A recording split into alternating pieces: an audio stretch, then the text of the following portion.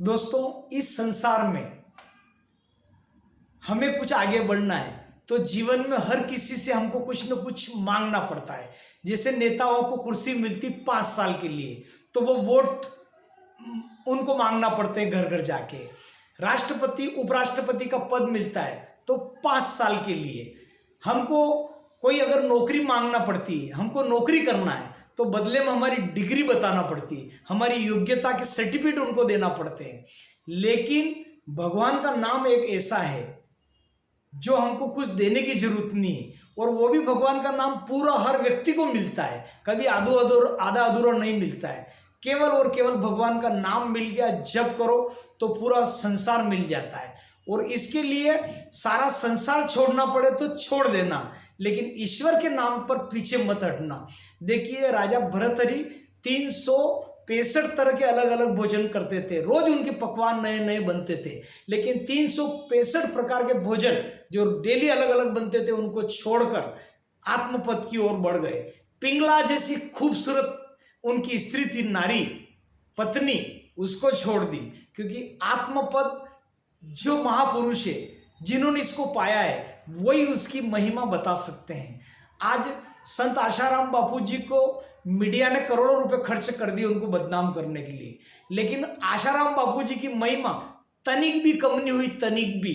और वो की वही भीड़ दर्शन के लिए लालायित हो रहे हैं लोग इनसे। अभी हम कोर्ट को धन्यवाद देंगे, न्याय व्यवस्था को, जिन्हें बापूजी को पहली बार जमानत दी, और हम ईश्वर से प्रार्थना करते हैं कि उनको पूरी तरह से न्याय मिले। और आप देखना कि जिस दिन बापूजी को पूरी तरह से न्याय मिल जाएगा उस दिन घर घर दिवाली हो जाएगी। अभी तो ये केवल एक झलक है जो हमको अभी बेल मिली है।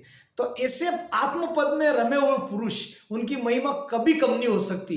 कोई नेता वगैरह जेल गया हो तो आप देखना उसका 8 दिन 4 दिन में पब्लिक जयराम जी कर लेती, कोई नहीं जाता है। लेकिन आज बापूजी की वही महिमा बरकरार है।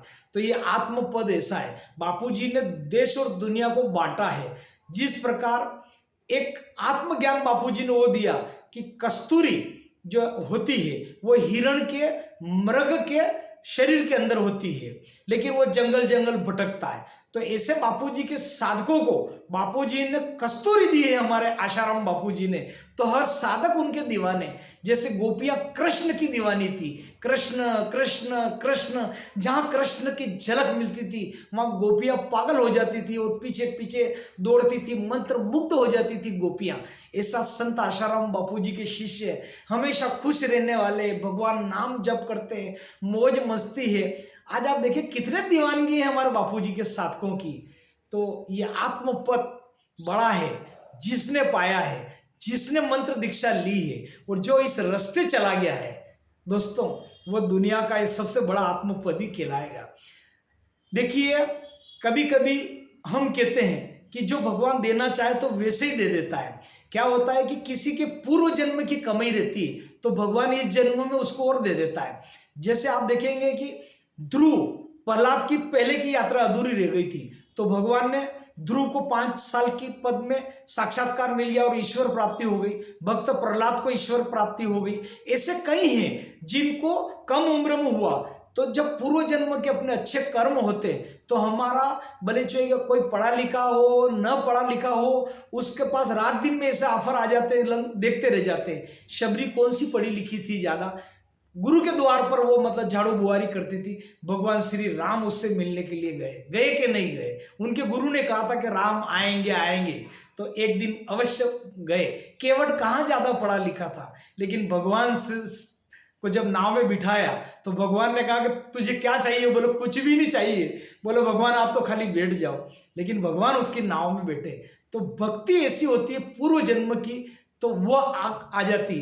कहाँ माला बेचने वाले की लड़की मोनालिसा, और आप देखिए कहाँ फिल्म इंडस्ट्री में कदम रख दिया, द मणिपुर डायरी में उसको पहली फिल्म उसको मिली। तो पूर्व जन्म के कुछ न कुछ कमाई रहती है तो ईश्वर की ऐसी निगाह पड़ जाती है। तो जिसको मिलता है, फूलन देवी तो डाकू थी, है ना, लेकिन देखो भगवान की निगाह पड़ी और उसके कुछ पूर्व जन्म के अच्छे कर्म थे तो सांसद बनी, रही सांसद। तो ऐसा ये नहीं कहना कि अचानक उसकी तो किस्मत खुल गई, वो तो ऐसी थी। आपकी जो कमाई है वर्तमान की, यदि यह अधूरी रह गई तो अगले जन्म में भगवान फिर देता देता है आपको पुनर्जन्म और मिलता है। अभी भागवत में हमने वो कथा बनाई थी कि एक खरगोश था और एक कुतिया थी, तो खरगोश के पीछे वो कुतिया लगी थी, तो पूर्व जन्म में वो ब्राह्मण और ब्राह्मणी थी, जो वह निर्वस्त्र या इस टाइप से वो कामना से ग्रस्त थी वो ब्राह्मणी, तो ब्राह्मण ने हत्या कर दी थी उसकी, तो फिर वो कुतिया बनी और वो ब्राह्मण मतलब जो खरगोश, और दोनों मतलब एक आश्रम के किनारे जाके गीली मिट्टी में मतलब जो है लथपथ हो गए थे और वहां उनका मोक्ष हो गया था। तो पूर्व जन्म की कहानी के कारण फिर उनको स्वर्ग लोक मिला। ये कथा अभी मैंने भागवत के आपको बताई थी अध्याय में, गीता ज्ञान में। तो ये ऐसा है कि आत्मज्ञान तो खजाना है, इसको थोड़ा थोड़ा भी पाओ, ये असली कमाई है। बाकी दुनिया की सब नकली कमाई है, हीरे जवाहरात, आपकी गाड़ी 2 करोड़ 4 करोड़ 5 करोड़ जितना भी है, धन संपत्ति छोड़ के एक दिन जाना पड़ेगा।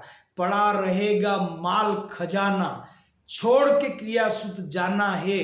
कर सत्संग प्यारे अभी से, नहीं तो फिर पछताना है।